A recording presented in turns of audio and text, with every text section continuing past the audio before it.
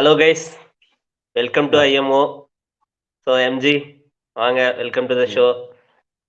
Third T20 England versus India, அதனுடைய review தான் பார்க்க போகிறோம். ஸோ மஸ்ட் வின் கேமில் ஒரு 26 ரன் வித்தியாசத்தில் இங்கிலாந்து வின் பண்ணிட்டாங்க. ஸோ இப்போ சீரியஸ் வந்து இன்னும் அலைவில் இருக்குது. ஸோ இன்னொன்று சொன்னீங்கன்னா இந்த சீரியஸ் இப்போ தான் சூடு பிடிச்சிருக்குன்னு சொல்லலாம். சொல்லுங்க, இந்த தேர்ட் மேட்ச் பற்றி என்ன நினைக்கிறீங்க? ஆக்சுவலா இந்த சீரீஸ் அலைவாக்குறது ஒரு நல்ல விஷயமா இருக்கு இந்த ஒரு மேட்ச்னால. அடுத்த 2 மேட்ச் வந்து நல்லா பரபரப்பா போகும்னு நினைக்கிறேன். என்ன ஒருத்தர்னா வருண் சக்கரவர்த்தியோட அந்த மாதிரி ஒரு எக்ஸ்ட்ராடினரி பர்ஃபார்மன்ஸ் அப்புறம் இந்தியா தோக்குறது வந்து கொஞ்சம் கொஞ்சம் அவர் சைடுல பார்க்கும்போது கொஞ்சம் ஏத்துக்க முடியல. இல்ல, ஏன்னா வின் பண்ணி இது தான் கன்ஃபார்மா ஃபர்ஸ்ட் டைம் இருக்கு, நல்ல இல்ல. பேலன்ஸ் சவுத் இருக்குது. ஆப்பிரிக்கா இது ஃபர்ஸ்ட் டைம் இல்ல. சவுத் ஆப்பிரிக்காலையும் இதே மாதிரி 5 விக்கெட் ஆல் எடுத்தாரு. அந்த டைம்ல இந்தியா தோத்துருச்சு. ஸோ செகண்ட் டைம் நடந்திருக்கு. வருண் சக்கரவர்த்திக்கு ஒரு அன்லக்கி மாதிரி ஆயிடுச்சு. 5 விக்கெட் எடுத்தாலே தோக்குற மாதிரி. அப்புறம் எனக்கு இந்த மேட்சை பொறுத்த வரைக்கும் எனக்கு ஒரு இந்திய பேட்டிங் லைனப்ல ஒரு பெரிய கொஸ்டின் இருக்கு. அதாவது என்ன அப்படின்னு பாத்தீங்கன்னா, இந்த லெஃப்ட் ரைட் காம்பினேஷன் வந்து ரொம்ப தேவையா? அது அத்தியாவசியமா இந்த மேட்ச் இருந்துச்சு. அதனால அந்த இல்ல, பேட்ஸ்மேன் ஆர்டர் அதுதான் மொத்தமா சேஞ்ச் ஆகுது. அதான் இப்போ துருவ் அதுதான் ஜுரேல்லாம் மெயின் ஒரு சொல்லுங்க. ப்ராப்ளம் தான். அது பேட்டிங் ஆர்டர் வந்து அவங்க சேஞ்ச் பண்ணது ஒரு பெரிய ஒரு இம்பாக்ட் கிரியேட் பண்ணிருச்சு. ஸோ நீங்க சொல்ற மாதிரி தான், லெஃப்ட் ரைட் காம்பினேஷன்லாம் நம்பிட்டு இருந்தாலும் வேலைக்கு ஆகாது. இது ஒன் டே மேட்ச்னா கூட ஓகே. லெஃப்ட் ரைட் காம்பினேஷன்லாம் T20க்கு போய் லெஃப்ட் ரைட் காம்பினேஷன்லாம் பாக்குறது கொஞ்சம் சரி வராதுன்னு தான் தோணுது எனக்கும். அதாங்க இந்த என்னென்ன மெயின் பேசியிருப்போம். அதான் என்னென்ன மெயின் ரீசன் இந்தியா பண்ண மிஸ்டேக்னால வந்து இங்கிலாந்து வந்து வின் பண்ணிருக்காங்க. நல்லா கம்ஃபர்டபுளா வின் பண்ணிடலாம் அந்த மேட்ச். ஏன்னா ஒரு பேட்டிங் பிச்சுன்னு தெரிஞ்சு பெருசா பெருசா ஒன்றும் பெரிய ஸ்கோர் கூட இல்லை. ஈஸியா சேஸ் பண்ற ஸ்கோர் தான். நிறைய இந்த ஸ்டாட்ஸ் எடுத்து பார்த்தாலுமே சேசிங் டீமுக்கு தான் அதிக வாய்ப்பு நிறைய இருந்துச்சு. ஸோ இந்த மாதிரி டைம்ல இந்த நம்ம ப்ரீவியல் கூட பேசியிருக்கோம். திலக் வர்மா கிட்ட ஒன் டவுனா, அதாவது இந்த 3வது பேட்ஸ்மேன் இருந்தாங்கன்னா ஆவரேஜ் பயங்கரமா இருக்கு அப்படின்னு சொல்லிட்டு. அப்படி இருக்கும்போது நேற்று பேசுன மாதிரி சூரியகுமார் உள்ள வந்தாரு. சரி, அவருமே நல்லா பர்ஃபார்மன்ஸ் பண்ணாரு பார்த்தா அவர்கிட்ட இருந்து பெருசா கிடைக்கல. அதுக்கப்புறம் பாத்தீங்கன்னா ஆமா. துருவ் ஜுரேலுக்கும் இந்த பாண்டியாவுக்கும் இந்த லாஸ்ட் 2 ஓவர்ல பாத்தீங்கன்னா அந்த பாண்டியோட ஆட்டிடியூட் வந்து எப்படி எனக்கு புரியல. 2 ஓவர் வந்து அவர் ஒருத்தரே அடிச்சு 40 ரன் அடிச்சு பண்ணணும்னு நினைக்கிறாருன்னு தெரியல. அவர் பியூர் பேட்ஸ்மேனா இருக்காரு. அவர் ஸ்ட்ரைக் கொடுத்திருந்தா மேபி அவர் ட்ரை பண்ணிருக்கலாம், இவர் லாஸ்ட் ஓவர் இருந்திருக்கலாம். அந்த மாதிரி ஒரு இல்லாம பாண்டியோட ஆட்டிடியூட் பாக்குறது கொஞ்சம் சூட் ஆகல இந்த கேமுக்கு. இல்ல, ஆமா. ஒரு பவுலர்ஸ் அந்த எண்ட்ல இருந்தா கூட ஓகே. ஒரு பியூர் பேட்மேன் துருவ் ஜுரேல். அப்படி இருக்கும்போது வந்து அந்த சிங்கிள அவாய்ட் பண்ணது வந்து ஒரு அதுவும் வந்து ஒரு மெயின் ரீசனா அமைஞ்சிச்சு. இருந்தாலும் வந்து அங்க வரைக்கும் நம்ம போக தேவையில்ல. ஸ்டார்டிங்ல இருந்தே வந்து இந்தியா வந்து கொஞ்சம் அதில் ரஷீதை பேஸ் பண்ணதா இருக்கட்டும், ஒரு எப்படி சொல்றது, ஒரு அப்ரோச்சே கொஞ்சம் டிஃப்ரெண்டா தான் இருந்துச்சு. நீங்க பாத்தீங்கன்னா ஒரு சாம்சன் வந்து மறுபடியும் ஒரு சொதப்பல் தான். அபிஷேக் சர்மாவை நம்ம எதுவும் சொல்ல முடியாது. அவருடைய நேச்சுரல் ஸ்டைல்ல தான் அவர் ஆடினாரு. அப்புறம் திலக் வர்மா கூட வந்து அது எக்ஸ்ட்ரானரி பவுலிங். அதுக்கப்புறம் கூட வந்து ஆதில் ரஷீதி வந்து அவர் போடுற 75, 80 கிலோமீட்டர் ஸ்பீட வந்து அவங்க அவ்வளோ ஸ்ட்ரகிள் ஆனது வந்து கொஞ்சம் அன்யூஷுவலா இருந்துச்சு. ஏன்னா அது எல்லாமே வந்து அவங்க ஏதாவது ஒரு அட்லீஸ்ட் ஒரு பவுலருக்கு ஒரு லென்த் சேஞ்ச் பண்றதுக்காக அவங்க ஏதாவது த்ரெட்டன் பண்ணாங்களான்னு கேட்டீங்கன்னா இல்லைன்னு தான் சொல்லணும். எல்லாம் அதே இடத்துல கிரீஸ்குள்ள நின்றுட்டு அது கஷ்டப்பட்டு ஆடுற மாதிரி ஆடிட்டு இருந்தாங்க. அதுக்கே வந்து ரன் ரேட் கம்மியாகிறதுக்கு ஒரு மெயின் ரீசனா அமைஞ்சிருச்சு. ஆதில் ரஷீது கொஞ்சம் ஒழுங்கான கொஞ்சம் லாஸ்ட் மேட்ச் இப்படிதான் பண்ணாங்க. 4 ஓவர்ஸ்க்கு 14 ரன்ஸ் என்னமோதான் கொடுத்தாரு. இந்த மேட்சும் அதே மாதிரிதான். இவங்க ஏன் அவ்வளோ வந்து பயப்படுறாங்கன்னு தெரியல. பயப்படாது இருந்தாலே வந்து இவ்வளவு தூரம் இவ்வளவு வந்து சிக்கல்ல மாட்டிருக்க மாட்டாங்கன்னு தான் தோணுது. அதாவது ஒரு 2-3 விக்கெட் வந்தோடனே மேட்ச் கைவிட்டு போன மாதிரி அப்படியே அந்த ஸ்லோ. இப்ப அந்த மாதிரி அப்ரோச் வந்து இங்கிலாந்துக்கு நம்ம பார்க்கல. விக்கெட் போயிட்டு இருந்தாலும் ரன் வந்து ஃப்ளோ ஆகிட்டே தான் இருந்துச்சு, ரன் வந்துட்டே தான் இருந்துச்சு. ஸோ அந்த மாதிரி விளையாடிக்கலாம். பேட்ஸ்மேன் வந்து நம்ம 7-8 வரையும் வச்சிருக்கோம் பேட்ஸ்மேன். நம்ம வந்து வெறும் 5 பேட்ஸ்மேன் 6 பேட்ஸ்மேனோட போல 2 ஆல்ரவுண்டோட ஆடி இருக்கோம். ஸோ அப்படி இருக்கும்போது டாட் வாங்காம ஸ்ட்ரைக் ரொட்டேட் பண்ணியிருந்தாலே அந்த ரன் ரேட் வந்து இன்க்ரீஸ் ஆயிருக்காது. நம்ம வந்து லாஸ்ட் ஓவர்ல வந்து இன்னும் கொஞ்சம் சாதகம் வந்திருக்கு, அடிச்சிருக்கலாம். இல்ல, பிரச்சனை என்னன்னா இந்தியன்ஸ் வந்து இப்ப லைக் பவுலிங் வந்து டீசெண்டா தான் பண்ணாங்க. 172ன்றது நம்ம பார்த்தோம்.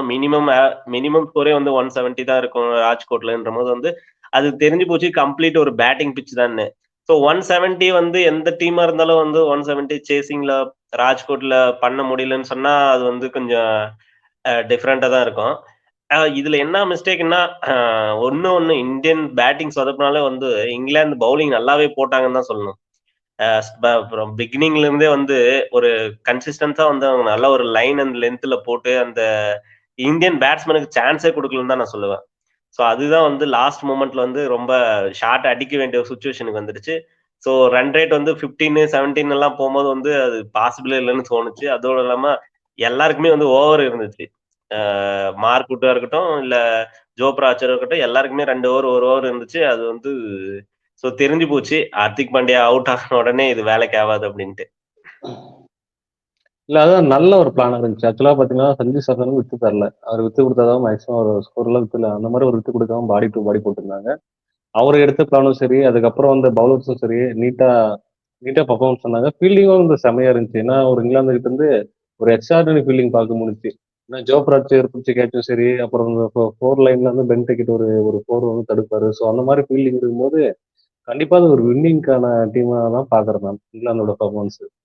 இல்ல அவங்க வந்து எப்படி சொல்றது? ஒரு 189, 190 ஆவரேஜ் ஸ்கோர்ன்னு சொன்னோம். அந்த 20 ரன், 25 ரன் வந்து அவங்க இந்த ஃபீல்டிங்லயே வந்து அவங்க சேவ் பண்ணி குடுத்துட்டாங்க. ஸோ அப்படிதான் சொல்லணும். அதோட இல்லாம வந்து இவங்க ப்ரூவ் பண்ணிட்டாங்க. ஏன் வந்து அவங்களும் பெஸ்ட் டீம் அப்படின்னு சொல்லிட்டு. சரி ஓகே. இந்தியா இருந்தாலும் தோத்தாலும் வந்து பரவால்ல. இந்த சீரிஸ் கொஞ்சம் நல்லா போய் போய் நின்னு இருக்குன்னு தான் சொல்ல முடியும். இன்னும் 2 மேட்ச் இருக்கு. ஸோ இந்தியாவுக்கு 1 மேட்ச் வின் பண்ணா போதும். அப்படின்னும்போது வந்து இதுல என்ன மிஸ்டேக் பண்ணாங்களோ அதெல்லாம் கரெக்ட் பண்ணிக்கணும். பவுலிங்ல நம்ம இன்னும் சொல்ல முடியாது. விக்கெட் ஹால்ஸ் அப்புறம் வந்து ஆ ஹர்திக் பாண்டியா கூட கொஞ்சம் டீசென்ட்டா தான் பண்ணாரு இன்னைக்கு. அப்படி இருக்கும்போது பவுலிங்ல எந்த பிரச்சனையும் சொல்ல முடியாது. பேட்டிங் வந்து கண்டிப்பா இம்ப்ரூவ் பண்ணி ஆகணும். வந்து இப்போ நீங்க அடுத்த மேட்ச்சுக்கு போம்போது வந்து எது எதுலலாம் வந்து இந்தியா இம்ப்ரூவ் பண்ணணும்னா, கண்டிப்பா பேட்டிங்ல வந்து அவங்க கான்சன்ட்ரேட் பண்ணியே ஆகணும்னு நெனைக்கிறேன். மத்தபடி பார்த்தீங்கன்னா, வாஷிங்டன் சுந்தர் கூட கொஞ்சம் இன்னைக்கு சரியா போல அவருக்கு. பவுலிங்லயும் கொஞ்சம் எக்ஸ்பென்சிவா போயிட்டாரு. ஒரு ஓவர் தான் போட்டாரு. இருந்தாலும் வந்து அதுல எக்ஸ்பென்சிவா போயிட்டாரு. பேட்டிங்ல வந்து சான்ஸ் வந்து கிடைச்சுச்சு. ஈவன் அது வந்து சரியா அவரு யூஸ் பண்ணிக்க முடியலன்னு தான் சொல்ல முடியும். ஏன்னா, அந்த பிரஷர் அந்த அளவு டாட் பால்ஸ் ஆடிட்டாங்க. டாட் பால்ஸ் ஆடாம சிங்கிள்ஸ் ரொட்டேட் பண்ணியிருந்தா கூட, அட்லீஸ்ட் அந்த ஒரு ஓவருக்கு ஒரு பவுண்டரி அடிச்சிருந்தா கூட, அந்த அந்த கிரிட்டிக்கல் சிச்சுவேஷன் வந்திருக்காதுன்னு தான் நெனைக்கிறேன்.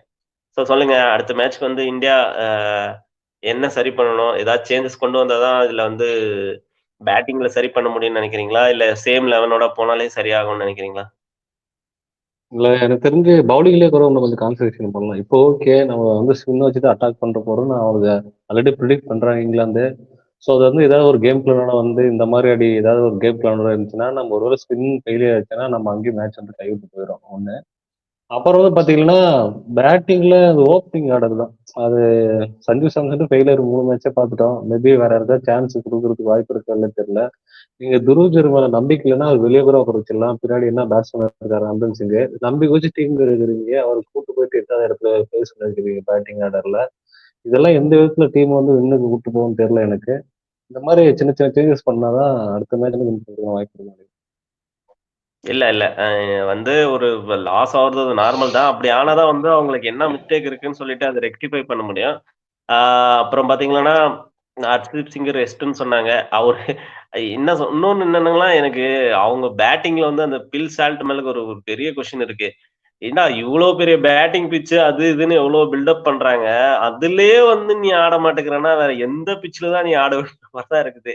எல்லா மேட்சும் சிங்கிள் டிஜிட்ல அவுட் ஆயிட்டு வராரு. அவரா இருக்கட்டும், ஹாரி ப்ரூக்கா இருக்கட்டும், அவங்களும் வந்து பேட்டிங்ல ரொம்ப வந்து கொஞ்சம் புவரா தான் போயிட்டு இருக்கு. அ ஈவன் தோ அவங்க வந்து எதுல வந்து அவங்க கம்பேக் குடுத்தாங்கன்னா, பவுலிங்ல தான் கம்பேக் குடுத்தாங்கன்னு நான் அடிச்சு சொல்லுவேன். அப்படி இருக்கும்போது நம்ம பேட்டிங் இம்ப்ரூவ் பண்ணா மட்டும் தான் அந்த பவுலிங்க்கு ஈக்குவலா நம்மளால சர்வே பண்ண முடியும்னு தோணுது. அதுதான் அது ஒண்ணு இருக்கு. பேட்டிங் லைனப் அவங்க ஒரு வேளை அடுத்த மேட்ச் பேட்டிங் ஆடுற வந்து அவங்க பர்ஃபார்மன்ஸ் கை குடுக்குறாங்கன்னா, அவங்க வந்து வின் பண்றது வந்து தடுக்க முடியாது. ஏன்னா, அந்த அளவுக்கு ஒரு பேட்டிங் லைனப் இருக்கு. டாப் ஆர்டர் மட்டுமே நல்ல பெர்ஃபார்மன்ஸ் கிடைச்சுச்சுன்னா அவங்ககிட்ட இருந்து, மிடில் ஆர்டர்ல நம்ம ம். பேட்ஸ்மேன் லிவிங்ஸ்டன் இருக்காரு. ஒரு அறிவுக்குறதுக்கெல்லாம் பெருசா இருந்து எதிர்பார்க்கலாம். அப்புறம் ஜேமி ஸ்மித் வெளியே போனாரு பாத்தீங்களா? அவரு வந்து ஒரு இல்லஸ்டான அவர் வெளியே போனாரு. ஆமா, அ ஆமா. அதான் அதுக்கு பதிலா ஜேக்கப் பர்த்லே ஆட அவங்களு வச்சிருக்கலாம். அந்த இல்ல மாரி ஒரு விஷயம். அவரு வந்து வெளிய போறது அவங்களுக்கு ஒரு பெரிய இம்பாக்ட்டா இருக்காது. வேணா அ ஜேக்கப் பெத்தல் கூட இப்ப அவருக்கு பதிலா எடுத்துட்டு வருவாங்க.